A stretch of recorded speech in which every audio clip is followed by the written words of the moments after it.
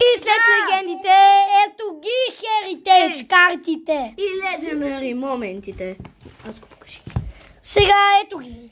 Добре да ги покажа. Heritage минаваме скучно. И стотачките паднаха цели 5 стотачки. Не знам ли забелязвате, но това е от старите, но пак е важно. Имам ценна про карта Фабиан Руиц. Той днес изгуби хаунт 101. Много тъжно. Той е само 101. От миналата колекция ми се беше паднала черна карта на Лионел Меси. Следващите белите карти. Има две.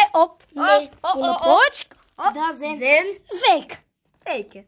Ето. Да. Изразах се от малкото списание, което си го имаш, като си купиш албум.